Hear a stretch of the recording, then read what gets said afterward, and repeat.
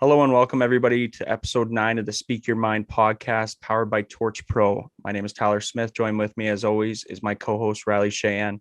Today we had my boy Ryan Straschnitzki on to chat about all things mental health, physical health, his journey that he's been on. And honestly, it was as much as I've known Stras for a ton of years, it's always nice to just have a good, deep, genuine conversation. Yeah, I thought it was really cool for me to sit in on this because obviously you guys spending some time together and playing together, experience the tragic accident together. I think for me to be able to sit and listen to how you guys coped and how you guys dealt with it helped me a lot. And I think it can definitely help our listeners a lot. So he has, like you said, an amazing story, and we got pretty deep, but it was great. I had a lot of fun. Yeah, everything from sentimental to music to everything in between. I think hopefully you guys enjoy this one. All right, well, I'm going to pronounce the last name here. Ryan Straschnitzki. Is that correct? Yes, Ryan. It's so good to see your face, my man. What's going on? What's been happening? Not a whole lot. Just physio, hockey, getting work started again. Talking at like elementary schools and hockey teams. So sharing my story that way and just kind of expanding.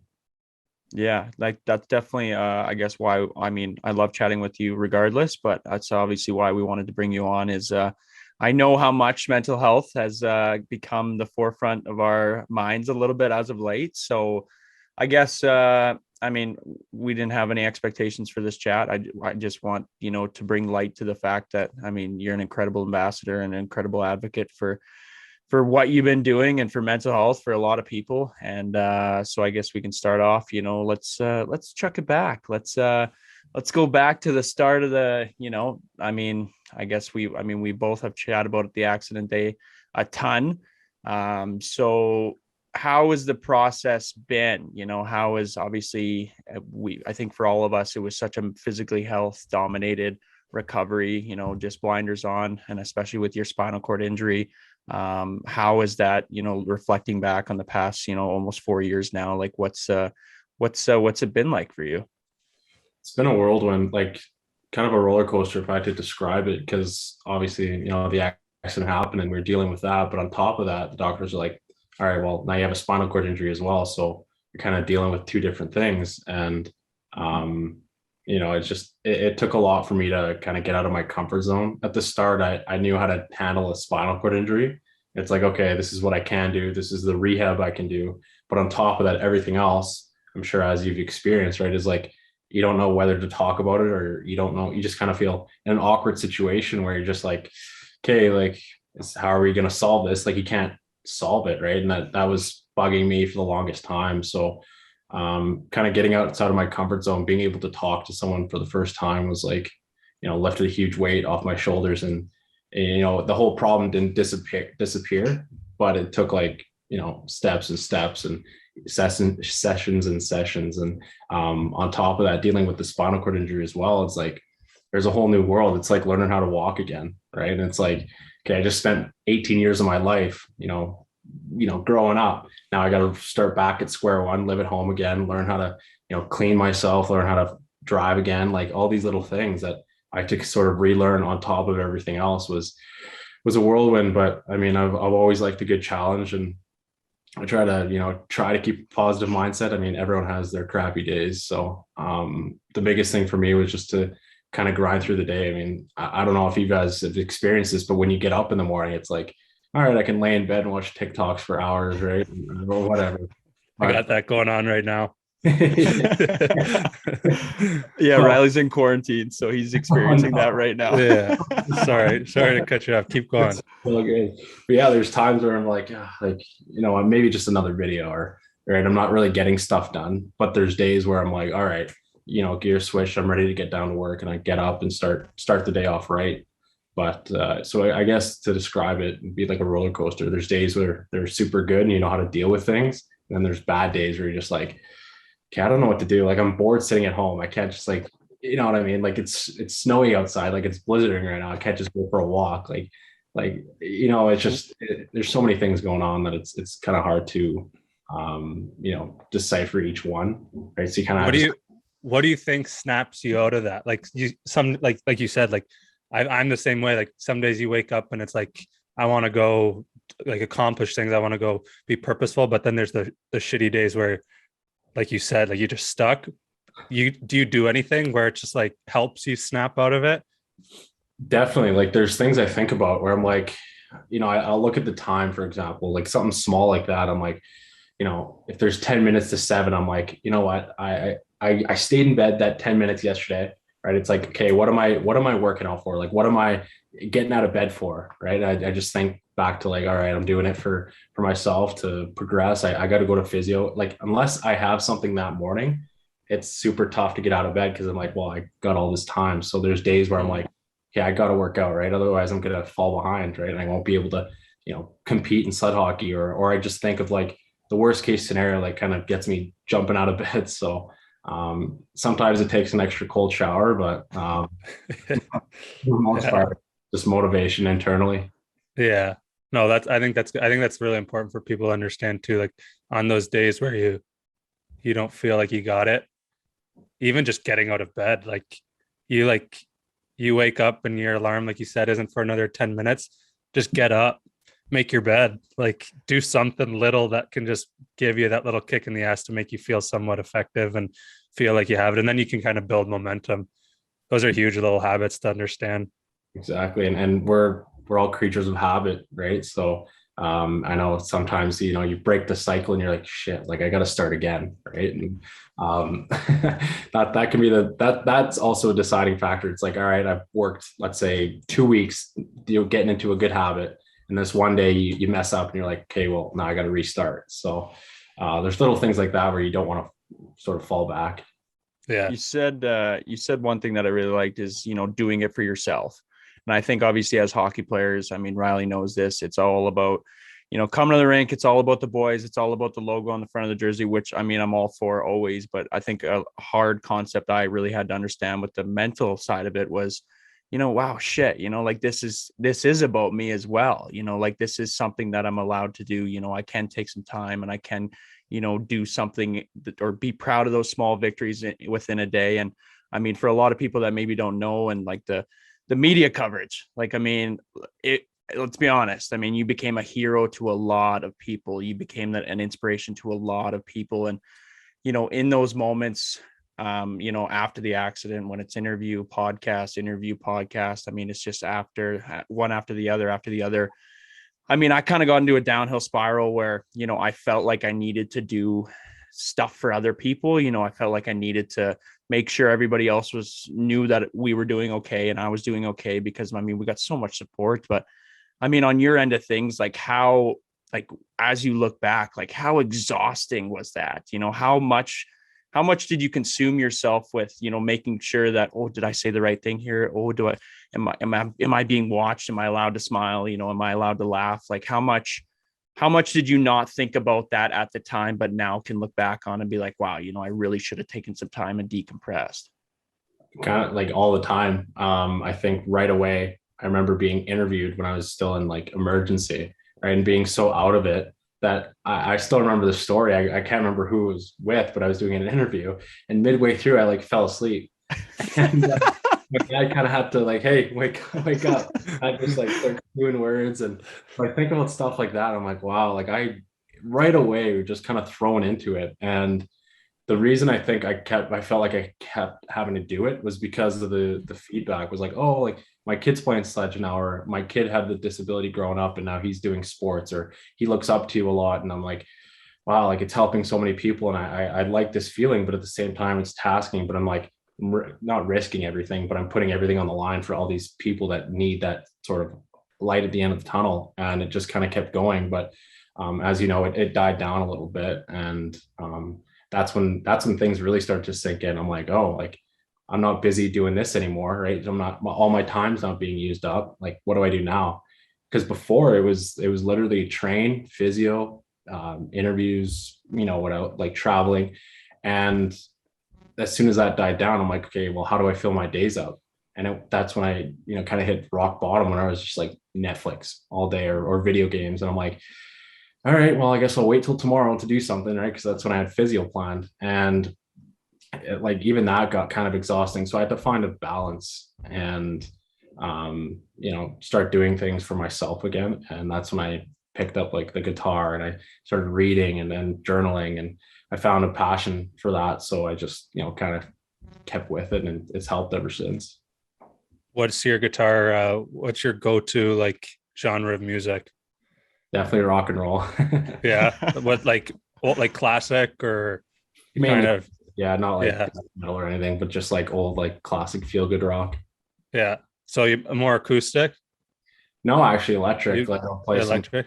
Clapton, Hendrix, and stuff like that. So, Nice. yeah. Good for you. Nice. We all somehow managed to bring up music with a lot of our guests. I think Yeah. Ty and I both have a passion for music, so it's cool that I play guitar too, so All I right. love hearing that. It's so good for you too. Like you said, like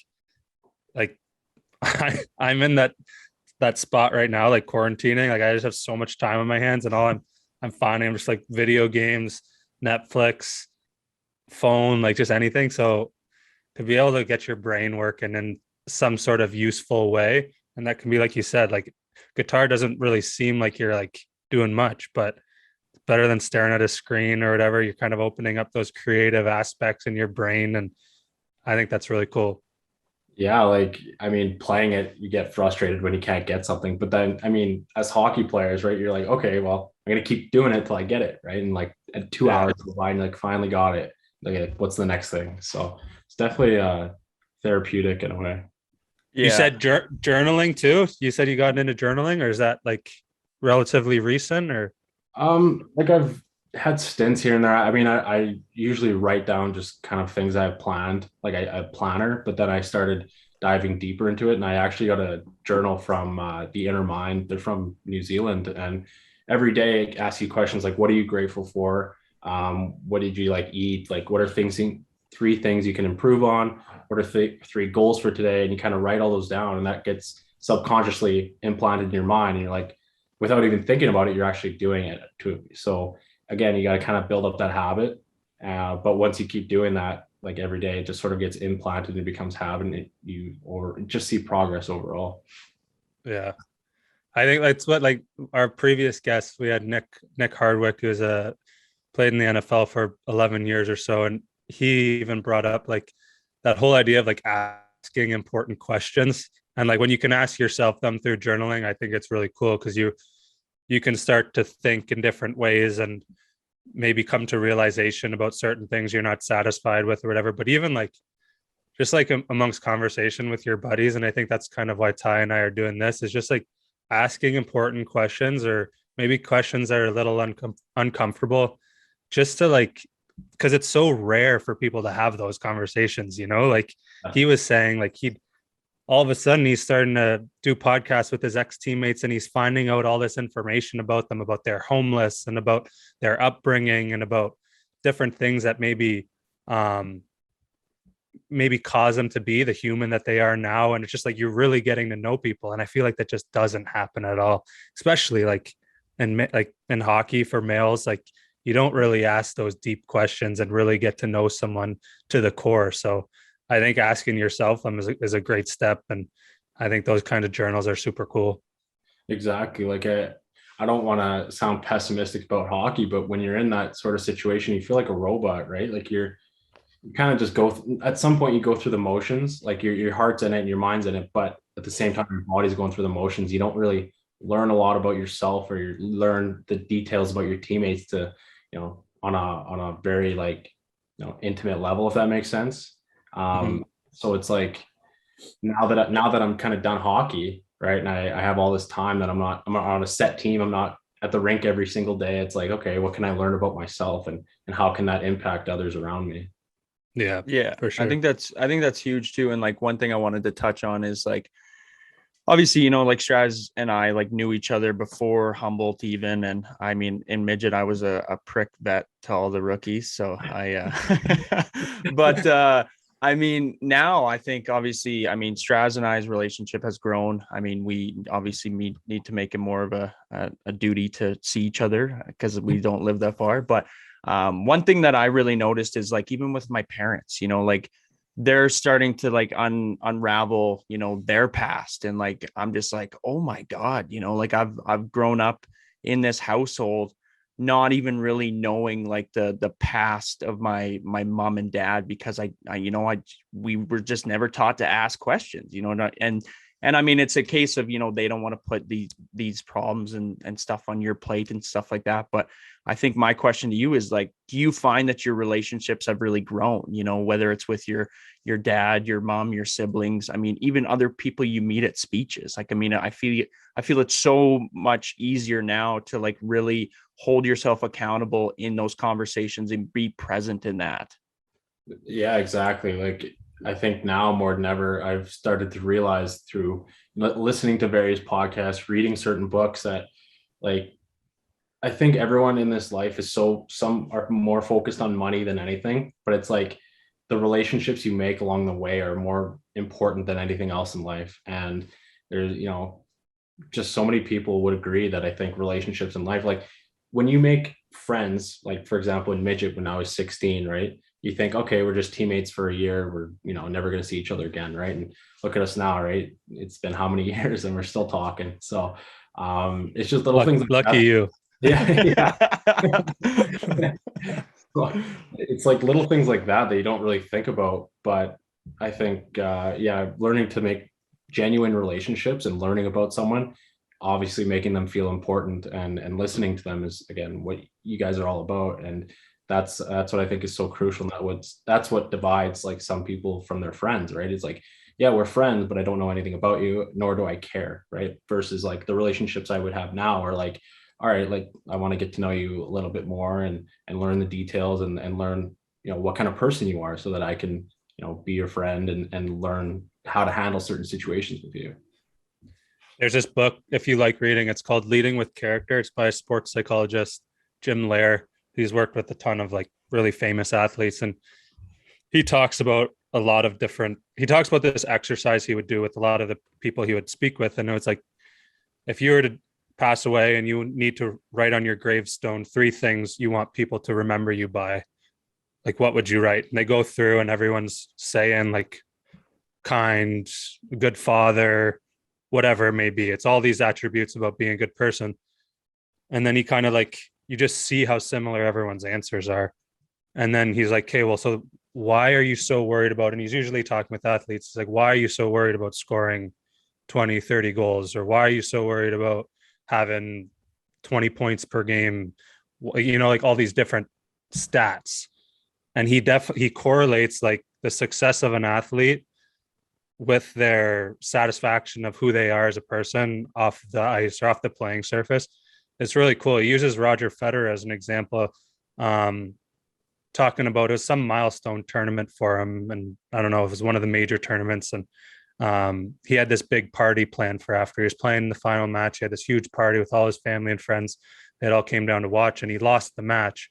So the person that, like the event coordinator or whatever that made this party for him, was like Roger, like, sorry, like we'll cancel the event. Like, I know you probably don't want to see anyone. And he's like, fuck that. Like, let's do it. Like, I lost, but like these people are still the closest people in my life. Like, bring them in. We'll have a great time. Like, just because I lost doesn't mean like the world's over. Like, and I just think that, I mean, that I think lines parallel with what you're saying. Like, I mean, stats, money, it's all material items. It's cool and whatnot. But I think when your life's over, you can look back and see who you were close with and how those relationships blossomed over your years. I think is pretty important. Yeah, exactly. Like that was a great example. I've never heard of that, but I'll have to check out that Yeah, book. he's got I don't know, Tim Ferriss. He's a good podcaster. He brings him on. I'll send you his info after, but it's really good. I don't know, it's a decently long episode, but you're totally captivated the whole time.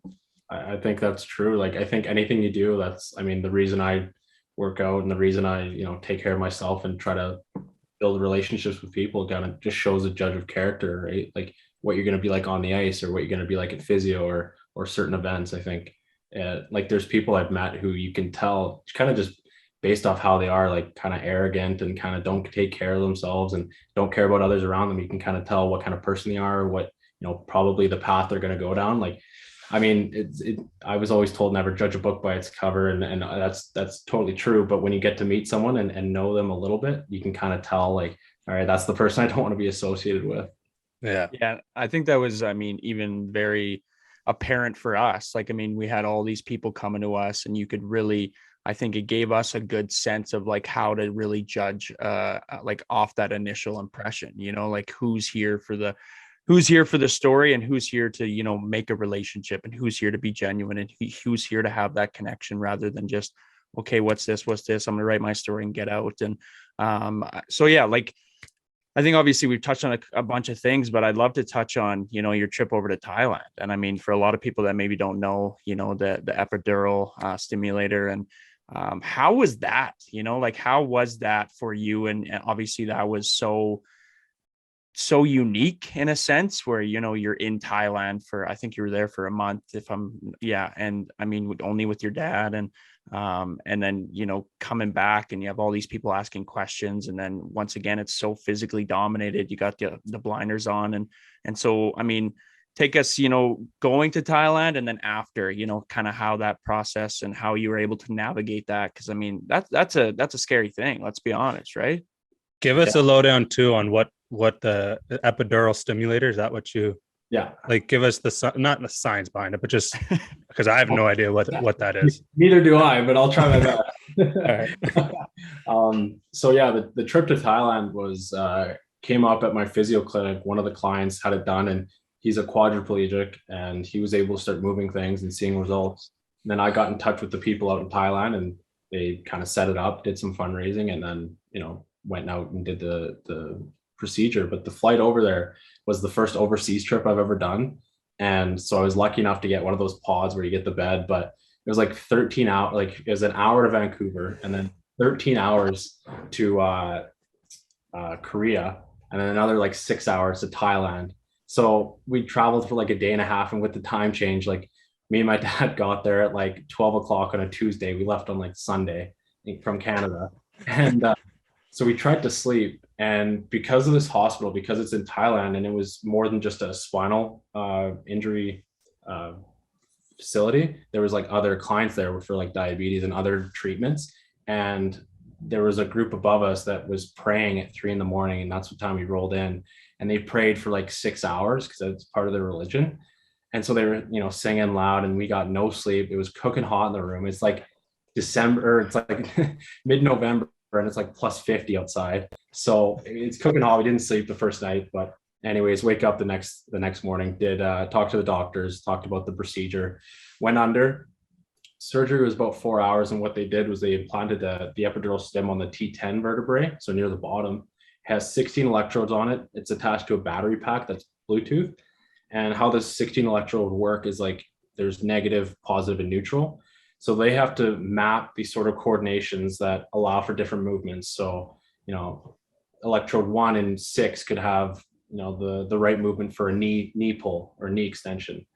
And, you know, it takes hours and hours and hours of practice and mapping to get down to the right combination. So it's still a work in progress, but I spent 6 days a week, about 4 hours a day mapping, on top of an hour of physio, and then kind of a break in between. And then Sundays we had off. Thank God I brought my Xbox because I had Netflix. So me and my dad watched that 70s show, like from beginning to end, like because we were just so bored sometimes. But anyways, I did the physio, did the mapping, and then again, like a month later, it was time to go home. So we did our final assessment, flew home, and kind of been using it at physio ever since. And how it works is I have this remote that works Bluetooth with 12 different sort of combinations that they made up. So I would hit program A2, and it would be like a knee extension, and I would turn up the voltage and you know, try to get it as strong as possible. So that's what I use at physio all the time. And so like based off what you want to accomplish, you pick the program that would kind of like run parallel with that. Yeah. So if I was to do like assisted walking, I'd hit C4, and then I would like program the right muscles to start flexing and moving. So that way I could like start taking steps and you know, work on that a little bit. But the problem is crazy. Once your body gets accustomed to it, it has to keep getting remapped. So Thailand was actually supposed to come to Canada the year after, but because of COVID, it's been delayed ever since. And they were supposed to come here in January, but again, they just texted like 2 days ago saying, you know, Canada's borders are going to be shut down, so we can't come anymore. So we're like, all right, another waiting game. But yeah, that's pretty much the trip to Thailand. There's, outside stories where, go to the zoo and play with the monkeys, but that was that was pretty fun, I guess. So do you get to see like, do you have like, what else do you get to see? Because I've heard Thailand's a beautiful country. It's super nice and it was super warm. So some of the things I got to do outside of there was actually go to a mall that was like 8 floors up, had a movie theater in there, had like, hundreds and hundreds of restaurants and retail stores, had a hockey rink on the 8th floor. And I think on record, I'm the first ever sled hockey player to play in Thailand. So like, Not a big deal. not a big at the shopping mall, the ice is slush, like you can barely stride. Yeah. Anyway, had fun. But yeah, no, it was a really cool experience. Got to go to the zoo, the Sunday market, and buy some weird gifts. I think that mean good luck. And um, I don't know if I can say this on the podcast, but like they literally like had penises everywhere, like carved out of anything. And I kind of asked, I'm like, so is this like a thing? They're like, yeah, it means good luck. I'm like, oh my god. So I bought 7. I brought them home to my buddies. 7. Nice. That's Oh, so nice of you. They probably were like, "What? You go to Thailand? You're bringing me back? Like, what's going on, man?" Yeah. I'm like, oh, rub it for good luck. Yeah. Yeah. That's hilarious. It's crazy though. Like, it's crazy what like all the stuff that they're coming out with, like in the medical industry and what they're able to do. And I mean, I feel like you don't even see a lot of it here because there's different rules and regulations, whatnot. Like I hear of guys doing the whole stem cell thing and going to like Turkey or Germany or wherever it is, like just all the different things that are coming out. It's pretty wild. The only problem with Canada's healthcare system is so the epidural stim is actually used in Canada, but it's Mhm. not it's not certified for spinal cord injuries. It's used for chronic pain. So that's why I had to go all the way to Thailand. It's like, well, if it works for Right. spinal cord injuries, like why can't it just be allowed here? And they're like, just the healthcare system, and a whole nother story. Right.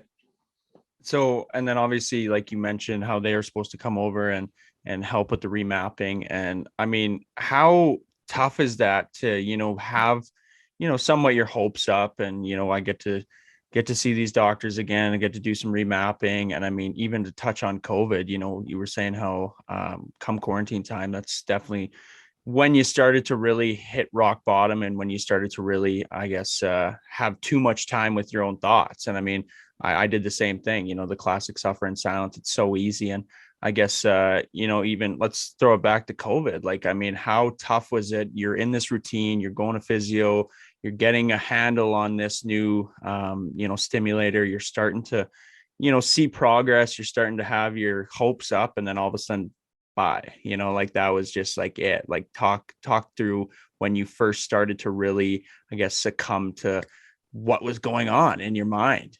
Yeah, so actually before COVID hit, before the first lockdown, I had a training camp up in Leduc for the provincial sled hockey team. Right. And at the time I was in a relationship and everything seemed fine. And everything shut down. It's like one thing led to another, like hockey's canceled, right? You go through a breakup, but it's like now you're stuck inside. And now it's like all these things sort of piled up and you're like, like what else can I lose? Right? Like it just kept piling up to the point where I'm like, at one point I was just kind of giving up. I was like, wake up at 12 or whatever, go hang out, do nothing all day, go to bed in like 6 hours, go lay in bed. And it got to a point where I was just like, when like quarantine ends, am I going to come out of this like stronger? Or am I just going to be, bag of milk type of thing? And so I like one day I was just kind of like, all right, we have to do something. So I did some research and I'm like trying to find podcasts that would help because like both emotionally and physically, I wasn't in a good spot. And I'm like, okay, what kind of podcast can I listen to? I don't really listen to podcasts. I don't read. I don't do anything. So I actually found a guy named Jocko Willink on YouTube for podcasts. And he just had clips and I clicked on one. He's a former Marine and some of the things he learned and some of the things he taught and kind of motivated me to try some things out. So the next day, I don't know the day, but like that following day after watching the podcast, I was like, all right, get up early, go through a workout, see how you feel. That was just step one. So from there, every morning I would get up early, do a workout, go on with the day. And I would add in things one after the other, like, okay, workout and try meditating or take a cold shower or make a healthy breakfast or something. So every day I would try something new. And, it kind of got again into a habit and a routine that ultimately made me started feeling happier. And, and just sort of all these things piled up that made life a lot easier. So I just kind of built up this habit and this mentality that, okay, like what I do, like everything around me, I can't have control over, right? It's either going to be good or bad. It's like how you can change your mindset to sort of handle these situations, regardless of the outcome. It's important how you look at life. And I know it sounds cliche, but it's truth, right? Like anything bad can happen, but you can either look at it as like, okay, I'm glad this happened, right? I'm still alive, I'm still breathing. Good, I can move on, right? Like I can work through this. And that's sort of the mentality I'm still trying to adopt and work on today. But that's ultimately what led me to sort of changing my life around after quarantine. Yeah, it's so crazy too. Like just I feel like how the humans are, how we're wired. It's like I was just talking to my wife about this, and my wife does some like personal coaching and personal training, whatever. And she had a client who kind of like got off pace, and she just asked her like when you're happy, what are you doing? Like when you're feeling your best, what are you doing? And you say like all those things, like you're working out, you're eating healthy, you're whatever, if it's cold showers, like anything, you're getting outside, and so it's so funny, like how much we veer away from that. It's like we're happy, we did all those things, now we feel good, and now it's like, all right, let's eat like shit, let's watch Netflix, let's get on video, like, and then we just start to build all those habits again.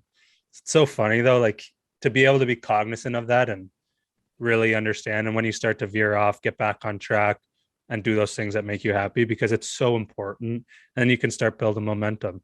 Exactly. And I think the reason that a lot of people veer away, and even myself included, is that it's so easy, right? Mm-hmm. Just to give up and Totally. just do nothing, right? And I think being athletes, you're like always looking to push yourself and challenge yourself. And so it's like, all right, like I'm going to see if I can do it, right? And that's the approach I take at physio. When I took those steps in the walker for the first time, I was like, we didn't have that planned. I was like, kind of came in, I was like, let's try it. If I fall, I fall, like whatever, like at least let's try it.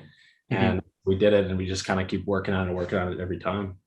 Yeah, and That's awesome. it's weird how like we kind of, as I guess male athletes, kind of weigh on the challenging yourself. I think we just, our misconception of challenging ourselves is so defined. Even during quarantine for me, it was as little as putting on a record and sitting through the whole album, or like the whole record, and not doing anything. It was like, and that's, to me now, it's like, oh wow, I, as subtle and as easy as that sounds, like I was actually able to like push myself and challenge myself. And even the one guest we had on, Joe Hawley, he was like, when you get out of your comfort zone and when you're able to, be spontaneous and do new things, I mean, it's creating all these new neural pathways in your brain that you just don't even think about. But we're just such creatures of habit. And even with me, like I was being, after everything, the weeks and months following, I'm sure it was the same thing with you, trying to get back to that same human being, trying to get into those social settings and make sure everybody else knew that we were doing okay. But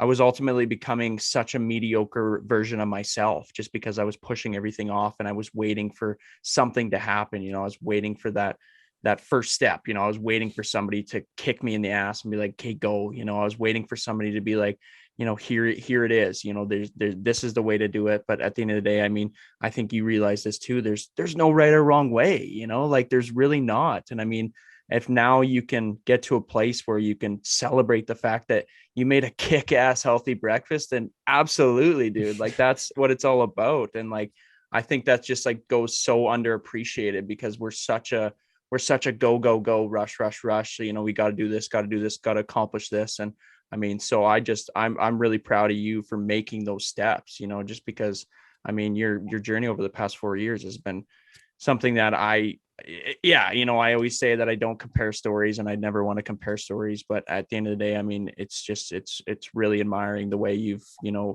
now been able to want to make an impact, not just because of the physical stuff, because of the mental and emotional stuff as well. Yeah, no, thanks. I appreciate that, Smitty. But I think, again, to touch on your point, we set ourselves to such high standards all the time that even the little accomplishments, right? They kind of get overlooked. And I mean, emotionally, I think yeah, we can handle the physical stuff because we understand working out, we understand it's good for us, and most people get an understanding that working out and keeping care of your physical health is important.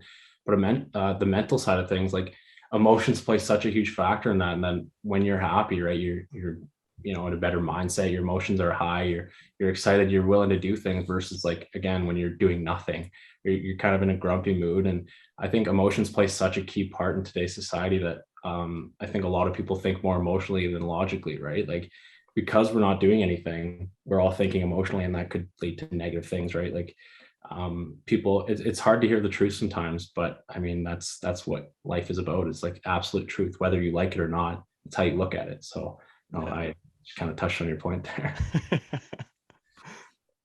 It's true too. Like, I mean, you think about like what you just said, like the truth is hard to hear sometimes, and I think it just shows a lot about the person who you're speaking with. Like, you see it so much in sports or whatever. Like, you tell a guy like what you really think of like how he's playing, or like there's so many guys now that are like how could he say that to me, like whatever, like kind of woe is me.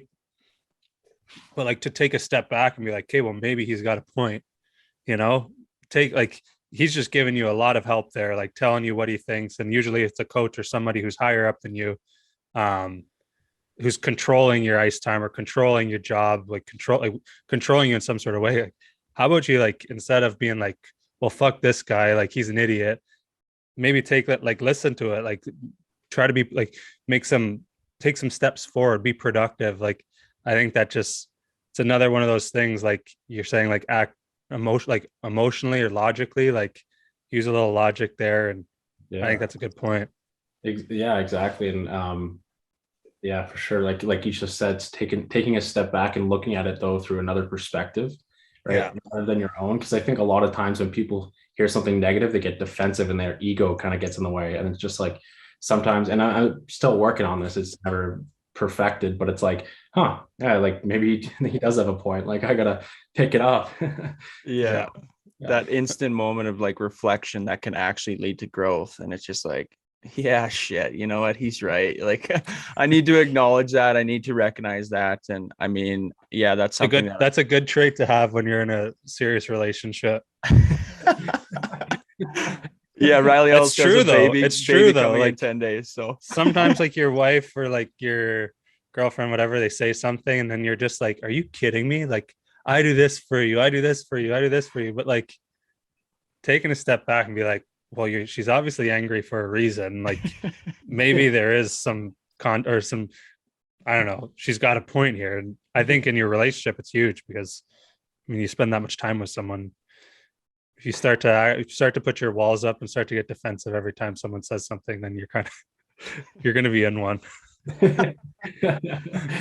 There it is. I love it. We should make this a new relationship advice minute with Riley. Seriously, this should be. Yeah, I'm not the guy to be giving direction. But, oh, that's hilarious. And then obviously, you touched on, parents come up to you. My boy started sledge hockey because of you, and I think for you, I mean, like I said, you were a hero to so many off the start. And I mean, that having that impact and having people tell you that is a very hard concept to grasp we didn't anticipate that, we didn't anticipate ever, making an impact on people or, saying something that could really make somebody reflect. And now, I mean, you speak about the mental health side of things to, you're saying hockey teams and kids and a variety of groups. And how fulfilling is that, man? Like, I think for me, like that first moment where I had a parent come up to me crying and, just to share a tidbit about her story. And it's just like, it takes you right back to, everyone's got a story, but like, how fulfilling is it to know that you are making an impact for the better? Like, it feels great, but I think at the same time, it's like I'm not doing it for that reason. I'm kind of doing it for myself again, right? Like, I'm doing it to challenge myself, and I'm doing it because I want to do it. Like, I think this is my way of healing, and people see this and they're like, hey, like, can I get a picture with you, or can you talk to my school or something? And I'm like, for a second, I'm like, oh, like, why? Like, yeah. But then I'm like, oh, okay. Like, they see it differently through their eyes than I do my own eyes, right? Because I mean, even playing in the NHL, right? I'm sure sometimes you're just like, oh, like, yeah, I guess I'm like one of the best players in the NHL, right? Like, or not in the NHL, but in the world for professional hockey. And you're like, you don't think of it that way sometimes, I bet. Like, it's just one of those things where if it happens, it happens. And if it's meaningful, then absolutely going to pursue like a career in that. And for me, speaking with, minor hockey teams and schools, it's more so the lessons I've learned. It's not so much like, hey, get out there and do it. It's like, hey, I've been through this. This is what I feel like. I've been in your shoes before, right? This is what I've experienced. This is how I came out of certain situations. And, if there's anything to take away from today, it's some of the lessons I've learned. So yeah, don't make the same mistakes. You can kind of follow in my footsteps and, decide to make an impact in your community as well. Yeah. Like, I think even, I mean, a one big step for me was, seeing your NHL athletes, your professional athletes, take the time to talk about it as well. Then it's just like, oh, wow. Like, it's neat to get a perspective that you don't really, I guess, sometimes fully align with, and also will never fully understand. Like, we'll never fully understand being a professional athlete like Riley. That's something that, but I mean, to be able to allow yourself that time to find a common ground, even though that you guys are at different, we're at different stages in our lives, and we do different things. I mean, I think has become something that I really enjoy doing. Yeah. Yeah. I mean, you guys hit it on the head there. Like, we all have different experiences, different backgrounds, whatever, and you act in certain ways based off those experiences. But like, a lot of it intertwines. And I think for me, like, I love listening to podcasts where it's a guy like Andrew Huberman, or like one of these science-based guys, where he talks about how the brain works and how like it makes sense why people react certain ways. But to listen to someone's actual experience and what they felt during that time and how they got through it and just their specific coping mechanisms and whatever it may be, like, I love that, because that's actual, like, that's real. Like, it's not just like you listen to a scientist and it's like, yeah, okay, that's how the brain works, but it's just proving that it's real based off this